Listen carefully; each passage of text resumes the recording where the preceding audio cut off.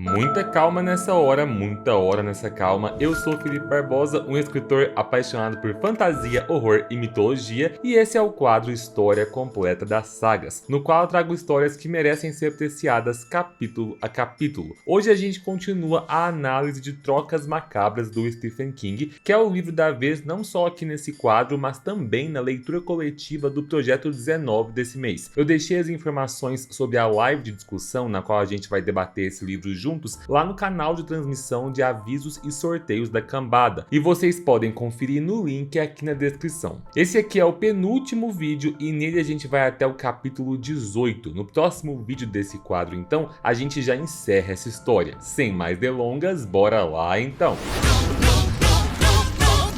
Vamos lá, chegamos numa parte do livro onde nós temos muitos capítulos que são cheios de acontecimentos, cheios de ação, mas que podem ser um tanto enfadonhos dependendo do que é que você está esperando dessa história. Porque, vamos lá, até aqui a gente já entendeu que o Sr. Gaunt estava orquestrando o seu jogo de tabuleiro, no qual cada habitante da cidade é uma peça. Agora então a gente vai começar a ver essas peças atacando umas às outras. Só que são muitas peças, isso é, são muitos personagens. Então pode ser que você seja o leitor que vai ficar fissurado nesses capítulos enquanto acompanha os conflitos e embates de cada um desses personagens que estão se enfrentando a partir das armadilhas montadas pelo Sr. Gaunt, ou pode ser que você seja o leitor que vai ficar com o sentimento que esses 4 capítulos inteiros a seguir poderiam ter sido resumidos em um único parágrafo falando assim: e de repente todos em Castle Rock encontraram as pegadinhas destinadas a eles e tudo virou tiro, porrada, bomba, dedo no cu e gritaria. Mas ok, calma que ainda assim tem elementos bem interessantes pra gente comentar e debater. O capítulo 15 começa com a primeira cliente do dia do Sr. Gaunt, que é a Lucille Dunham, que é uma garçonete da lanchonete da Nem. Ela está encantada por um colar de pérolas negras que tem ali na loja, e o Sr. Gaunt oferece o item para ela por um preço absurdamente barato, desde que ela pregue uma peça no reverendo William Rose, que é o pastor batista que ela já desprezava mesmo, então fazer uma pegadinha com ele não é nada demais, né? Enquanto isso, o xerife Alan Pangborn recebe uma ligação da polícia estadual trazendo novas descobertas sobre o caso das mortes da Nettie Cobb e da Wilma Jerzyk, porque a perícia confirmou que o cachorro Raider morreu antes do horário em que a Wilma poderia ter feito isso, provando que outra pessoa armou a cena do crime. A caligrafia do bilhete no saca-rolhas também não é da Wilma e as digitais encontradas na casa da Nettie pertencem a um homem. É aqui então que o Alan percebe que existe alguém manipulando a cidade, colocando as pessoas umas contra as outras, e mais tarde ele interroga a vizinha do casal Jerzyk, que lembra que no dia que a casa deles foi atacada por pedras, ela viu um garoto fugindo da cena de bicicleta, e confirma para o xerife que foi o menino Brian Rusk. Além disso, tem mais um detalhe: no meio do departamento de polícia rola um pequeno caos porque o policial John LaPointe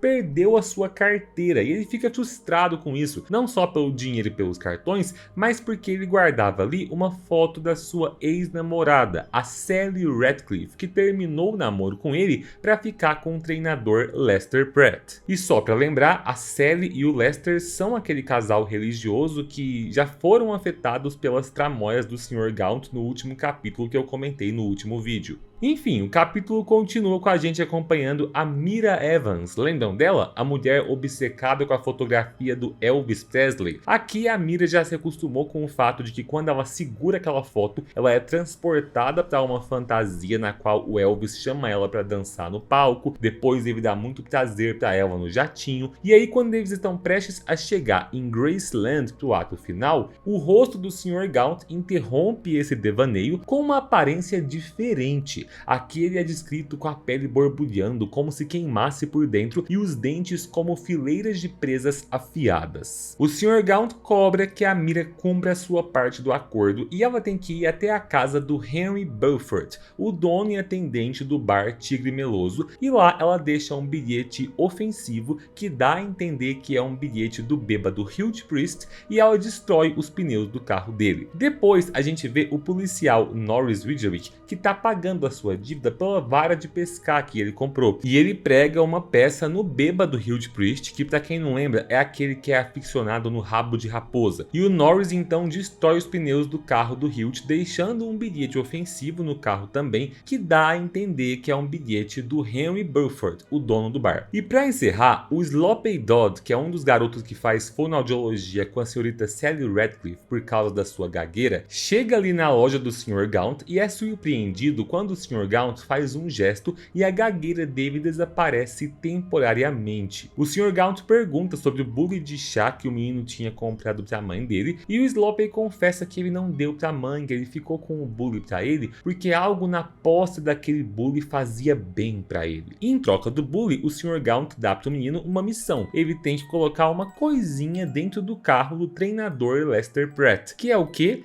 A carteira perdida do policial John LaPointe. Sim, meu amigo, quando chega nesse ponto do livro, a gente já tá quase tendo que fazer um daqueles quadros de investigação para ligar os pontos com os nomes de cada personagem para entender quem tá fazendo pegadinha para quem, para incriminar quem. E assim, eu não vou mentir que, na minha humilde opinião, esse livro se beneficiaria se o King tivesse dado uma resumida nessa parte. Para mim, ele notavelmente se empolgou tanto com as intrigas em Castle Rock que ele quis explorar os conflitos dos habitantes da cidade inteira. É muito bem construído sim, mas às vezes fica um pouco maçante. E infelizmente, continua no capítulo 16. Vocês vão ver inclusive que eu tô tentando resumir ao máximo aqui os acontecimentos para falar no vídeo, mas é muita coisa. A gente tem acontecendo ao mesmo tempo aqui o funeral da Nettie Cobb e da Wilma Jerzyk, e enquanto a Polly tá no enterro da sua amiga Nettie, o Ed Warburton, que é aquele zelador do prédio municipal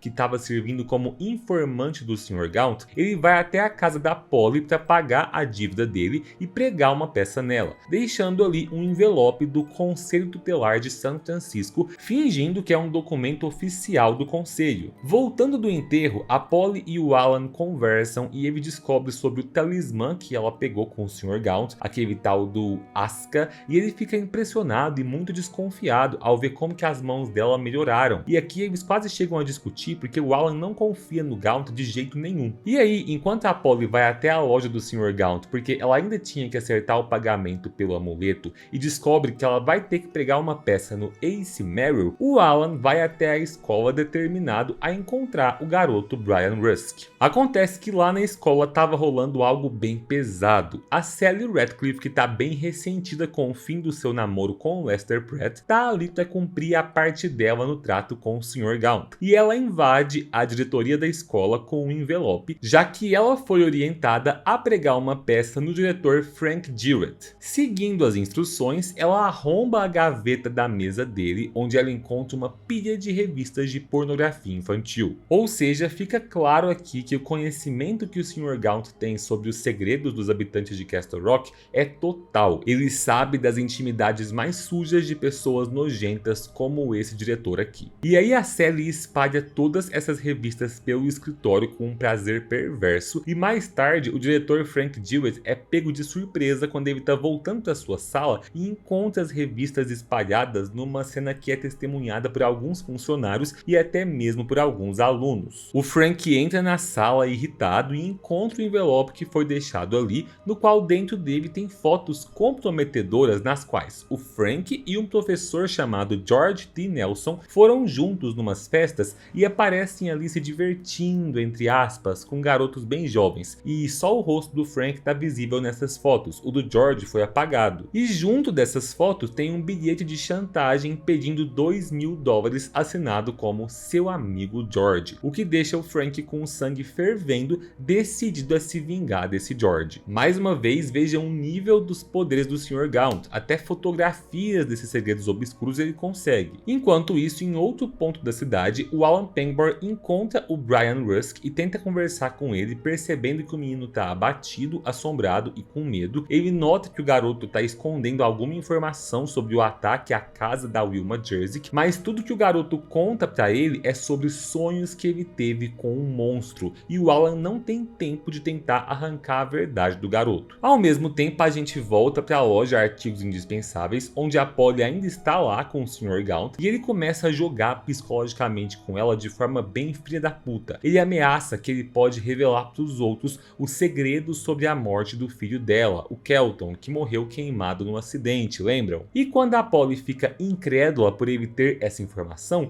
ele diz que saber das coisas é o que ele faz de melhor. Ele acusa a Polly de ter sido orgulhosa demais naquela época para pedir ajuda e induz ela a pensar que nem mesmo o Alan acredita nela. Isso só piora quando ela chega em casa e encontra a carta supostamente do Conselho Tutelar de São Francisco com um envelope endereçado para ela, mas com uma carta que foi escrita para o Alan Pangborn. É dito ali nessa carta que o Alan mandou uma solicitação para o conselho pedindo informações sobre o passado da Polly, e o diretor do conselho respondeu com dureza, dizendo que esse pedido do Alan era impróprio, ofensivo e que poderia até ser ilegal. A Polly lê e relê a carta várias vezes, tomada por um misto de vergonha, incredulidade e principalmente se sentindo traída pelo Alan. E aí na parte final do capítulo a gente vê o Lester Pratt ainda tentando entender por que a Sally Ratcliffe tá com tanta raiva dele. Ele tentou contato com ela algumas vezes, mas ela o ignorou, até que ele encontra uma carteira esquecida no seu carro, que é do John LaPointe, o policial ex-namorado da Sally. E pior ainda, o garoto gago Sloppy Dodd aparece e confirma que ele viu a Sally e o John juntos se beijando e que foi o John LaPointe quem dirigiu o carro do Lester. Essa revelação desencadeia uma raiva ardente no Lester, que entra no carro decidido a resolver a situação com violência. E enquanto isso, o Alan Pangborn recebe mais uma ligação da polícia estadual avisando que o FBI identificou as digitais encontradas na casa da Nettie Cobb e que elas são do Hugh Priest, o que foi possível identificar porque ele tinha uma ficha criminal antiga. Porém, a Polly também liga para o Alan tomada pela fúria e briga com ele, acusando o Alan de xeretar na vida dela e basicamente terminando com ele por telefone. Arrasado com a briga, mas tentando manter o foco, o Alan pede para a assistente Sheila ordenar a busca imediata pelo Hugh Priest, que agora é o principal suspeito das mortes da Nettie Cobb e da Wilma Jerzyk. E o capítulo encerra com ele tentando ignorar a dor do fim do seu relacionamento com a Polly para seguir com o dever acima de tudo. O coitado não tem nem tempo para digerir o pé na bunda. E aí, cambada, tem um sentimento que esses capítulos despertam em mim que eu queria comentar com vocês. Tem uma coisa muito doida nesse livro que é a lógica da dívida. Tem um filósofo sul-coreano que é o Byung-Chul Han, que se dedicou a analisar as estruturas da sociedade do século XXI para entender como que o modelo de produção da última fase do capitalismo tem interferido diretamente na vida psicológica das pessoas. Eu li pouquíssima coisa dele, mas eu acho alguns dos textos que eu já li bem interessantes. E ele fala de uma lógica da dívida, de que muitos dos distúrbios psicológicos com os quais a gente sofre hoje em dia estão relacionados com o modo como a nossa sociedade é baseada na ideia de que a gente sempre deve alguma coisa. Ou a gente deve para o sistema, ou para os outros, para o governo, para nós mesmos. Isso é porque a gente está tão acostumado à ideia de que a gente só vai ser feliz e realizado quando a gente efetuar o pagamento de relações de compra e venda que a gente estabelece, que a gente acaba transpondo isso para todas as nossas relações sociais. E basicamente é isso que apodrece a nossa mente hoje em dia. E é surreal ver que esse livro escrito nos anos 90 pelo King retrata isso muitíssimo bem. Essa lógica da dívida é praticamente o modus operandi do Sr. Gaunt. É uma lógica onde o consumo aprisiona os personagens. Tem uma personagem aqui que eu não comentei porque ela é mais secundária, que vem e compra uma caixa de música que toca a melodia que ela ouviu no dia em que ela perdeu a virgindade décadas atrás. Todos os personagens, assim como ela, compram mercadorias que trazem para eles nostalgia ou ilusões, conforto. Só que a partir desse momento eles também são consumidos por esse sentimento de que se eles estão felizes, logicamente eles estão devendo isso a alguém. E essa felicidade culposa pode cair por terra se essa dívida não for paga logo. Então é basicamente um capitalismo selvagem sobrenatural. E assim, eu estou usando aqui um conceito da filosofia contemporânea, mas na verdade isso já é um arquétipo mitológico antigo, porque é basicamente uma troca faustiana. Esse tropo das trocas faustianas ou barganhas faustianas são comuns em várias histórias que se originam lá na lenda alemã de Fausto, que faz um pacto com o demônio que dá para ele todo o conhecimento que ele quer, mostrando como que o próprio diabo alimentava nele esse desejo por satisfação intelectual e material. A diferença é que o nosso demônio aqui da história traz esse humor sádico no qual ele parece se divertir muito com o fato de que ele está levando as pessoas a fazer coisas horríveis em troca não de poderes ou de riqueza, mas sim de objetos que não são itens extremamente valiosos ou luxuosos. Pelo contrário, a grande maioria são objetos bem comuns. Mas prosseguindo, se nos capítulos anteriores a gente viu um monte de gente executando as pegadinhas, as consequências das pegadinhas explodem aqui do capítulo 17 em diante. Aquele nojento do diretor da escola, que é o Frank Dewar, estava na casa do seu amigo George Nelson agora, do seu ex-amigo, né? Ele encontra a cocaína que ele guarda, joga tudo no vaso e no meio de um surto ele faz cocô num porta-retrato com uma foto da mãe do George. Depois ele mata o papagaio dele e ele se arma até os dentes ali com espingarda, pistola, faca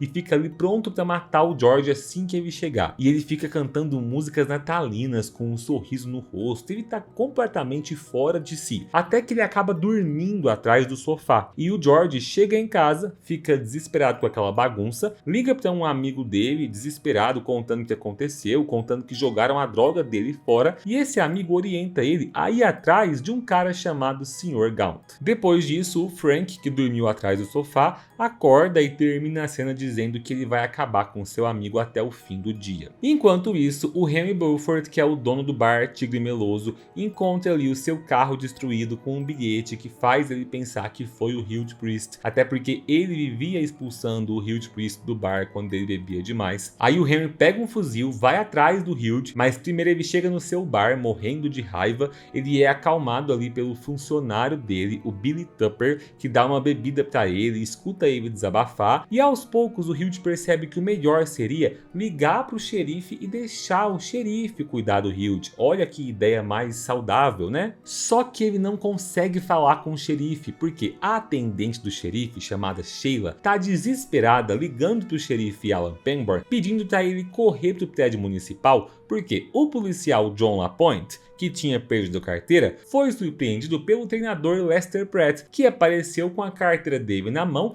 acusando o John de roubar a Sally Radcliffe dele e partindo pra cima e espancando o cara. Enquanto isso, tem um senhor idoso chamado Lenny Partridge que tá dirigindo o seu carro ali na rua e dá de cara com o Huge Priest no meio da rua, sem camisa, descalço e com um rabo de raposa fedido pendurado no pescoço. O Huge arranca o Lenny do carro à força, joga ele longe, quebra umas costelas do velho e depois sai voando no carro dele e vai para a loja Artigos Indispensáveis. Ele chega lá descalço, todo sujo, e ele é recebido pelo Sr. Leland Gaunt com um sorriso no rosto, e o Hilt fala para ele que o Henry cortou os pneus dele, deixou um bilhete ameaçador, que ele sente que ele tá encrencado, e o Sr. Gaunt coloca lenha na fogueira oferecendo para ele uma pistola carregada. E aí acontece o quê? Lá no bar Tigre Meloso, o Henry ainda tá tentando telefonar pro posto do xerife, mas ninguém atende porque tá rolando a tal briga por lá, e de repente o funcionário dele, o Billy Tupper, volta pra dentro do bar todo ensanguentado com a mão na garganta depois de ter sido baleado. É aí então que o Huge Priest entra no bar armado, com a aparência insana, começa a atirar. Um dos tiros acerta o rosto do Henry, arrancando parte da bochecha dele, mas mesmo ferido, o Henry pega a sua espingarda e aí os dois atiram ao mesmo tempo um no outro. O Huge é arremessado para longe e morre na hora, e o Henry é gravemente ferido, atingido no pulmão, e tenta ligar para o posto do xerife de novo para pedir socorro, mas ninguém atende. Porque lá no posto do xerife, a briga entre o policial John LaPointe e o treinador Lester Pratt tá super violenta, com o Lester dominando o John, esmurrando ele, e a atendente Sheila pega a espingarda do xerife Alan Pangborn, já que ele não tá ali, e golpeia o Lester com toda a força, usando a corona da espingarda direto na testa dele, esmagando seu crânio. O Lester morre na hora e a Sheila começa a gritar em choque. Do lado de fora do prédio municipal, o Alan Pangborn vê algo inesperado: o carro do seu parceiro, o policial Norris Widgery, se aproxima, mas de repente o Cadillac vermelho do conselheiro municipal maluco, aquele dos cavalos de aposta, que é o Danford Buster Keaton, surge ali ali e bate de lado no carro do Norris, virando o carro dele. O Danforth sai do seu carro, vai pra cima do Norris e começa a acusar ele furiosamente de ter pregado a peça nele com as multas de trânsito lá na casa dele. O Alan tem que algemar o Danforth com rapidez e prende ele ali na maçaneta do carro, mas tem coisa mais urgente dentro do prédio para resolver. Eles entram correndo e encontram a atendente Sheila toda traumatizada, o policial John LaPointe todo ferido e o Lester Pratt morto. E do lado de fora, o Danforth Buster Keaton fica algemado no seu carro e começa a surtar enquanto os outros moradores estão encarando ele. E isso aumenta as paranoias na cabeça dele de que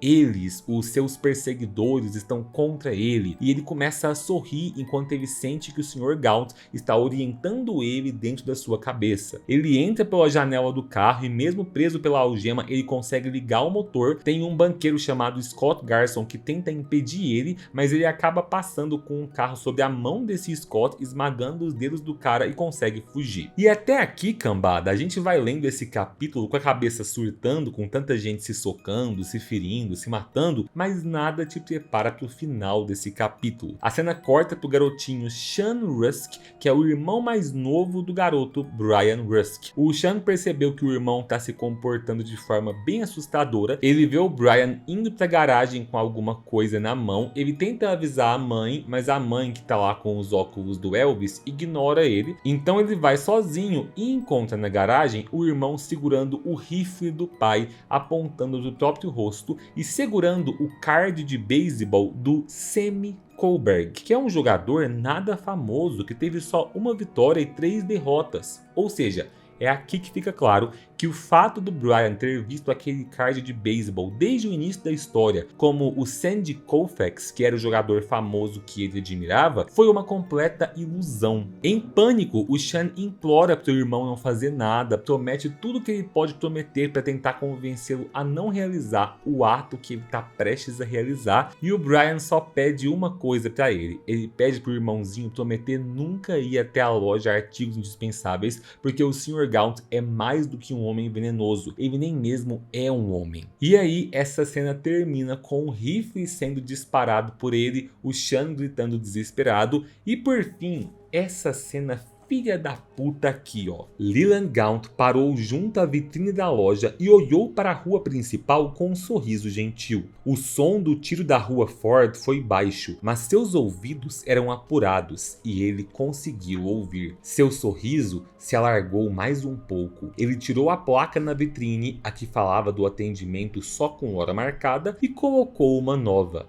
Essa dizia: fechado por tempo indeterminado. Agora estamos nos divertindo, disse Leland Gaunt para ninguém. Estamos mesmo. Então esse filho da mãe já tá satisfeito porque ele não precisa fazer mais nada. Ele só vendeu as tralhas dele, cobrou uma pegadinha de cada um e agora a população já tá transformando a própria cidade nesse caos infernal sangrento. E aí, pra gente encerrar por hoje, o capítulo 18 começa com a Polly Chalmers sem saber de nada do que tá rolando em Castle Rock, longe dali, no fim da estrada municipal, na antiga propriedade da família Camber. Aqui a referência é bem massa. Os Camber foram os donos do Cujo, o cão São Bernardo que contraiu raiva e causou os ataques fatais aos personagens lá do livro Cujo, que, como já foi dito várias vezes aqui na história, virou uma tragédia marcada em Castle Rock. A Polly tá ali seguindo as orientações do Sr. Gaunt e ela vai até o celeiro abandonado da propriedade. A descrição da cena é bem tensa porque ela pensa nas tragédias que aconteceram ali e ela não apenas sente uma aura ameaçadora, como ela também escuta mais de uma vez alguns rosnados vindos da escuridão, como se o fantasma do Cujo ou alguma outra coisa estivesse ali observando ela. Uma coisa que eu gosto de ver aqui é que tem um conflito psicológico intenso que vai sendo desenvolvido dentro da Polly, porque ela tá tentando enfrentar o medo que ela sente daquela casa abandonada, repetindo para si mesma que fantasmas não existem, mas ela tem que fazer força para acreditar nisso porque ela ainda se sente como um fantasma fantasma depois de todas as tragédias que ela viveu na sua vida. E ela tá obedecendo o Sr. Gaunt justamente por medo dele trazer à tona as revelações sobre a morte do seu filho no passado, ou seja, os fantasmas que ainda assombram o seu psicológico. Nos fundos do celeiro, ela encontra o que o Sr. Gaunt tinha falado que ela ia encontrar, que é um local onde ela tem que cavar com uma pá, e ela acha uma velha lata onde tem vários selos de fidelidade meio inúteis e fotografias antigas e degradantes de uma mulher tendo relações sexuais com um cachorro collie. E aí a Polly segue as instruções colocando dentro dessa lata um envelope onde está escrito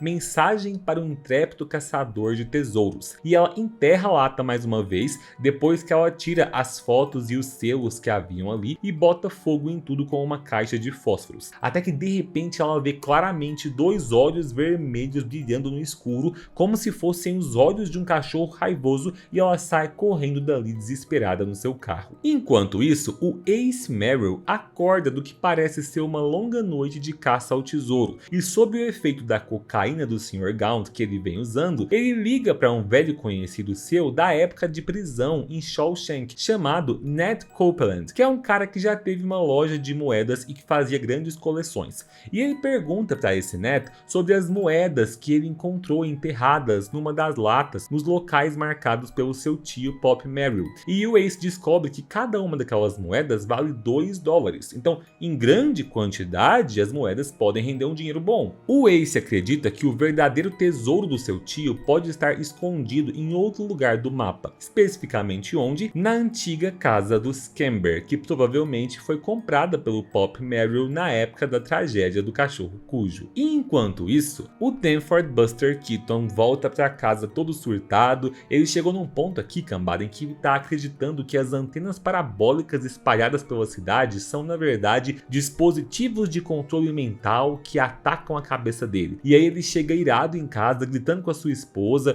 ele acusa ela de ter traído ele com o Norris Widgerick e ele brutalmente mata a esposa a marteladas. Para encerrar, o Ace Merrill chega no antigo pátio dos Camber determinado a encontrar o tesouro, mas quando ele finalmente encontra o local marcado no mapa, ele percebe que alguém esteve ali recentemente. Quando ele abre a lata, que nós sabemos que foi enterrada de volta ali pela Polly, ele abre o envelope lá dentro e encontra uma carta datilografada e um envelope menor. A carta está assinada por ninguém menos que o xerife Alan Pangborn, e no texto o suposto Alan zomba abertamente da cara do Ace e revela que, logo após ter mandado o Ace para a prisão de Shawshank no passado, o Alan começou a visitar o Pop Merrill regularmente, e um dia ele encontrou esse mapa do tesouro antes do Pop morrer, e que depois da morte do Pop, o Alan achou o tesouro, que seria mais de $200 mil em dinheiro vivo. E aí essa carta termina com uma provocação debochada dizendo que ele deixou pro Ace exatamente o que ele merece. E o Ace vê dentro do segundo envelope que é apenas uma nota de $1. Isso obviamente deixa o Ace extremamente enfurecido, e aí o capítulo encerra a parte 2 do livro com ele voltando para a cidade, decidido a se vingar de vez do Alan Pangborn. Ou seja, olha que maravilha, todo mundo nessa cidade está praticamente possuído por essa ira incontrolável querendo matar alguém. Muitos inclusive já estão matando. O resultado dessas tentativas de assassinato a gente vê juntos na parte final desse livro, e no próximo vídeo eu trago os meus comentários para compartilhar com vocês. Deixem os comentários de vocês aí embaixo. Obrigado pela companhia, um beijo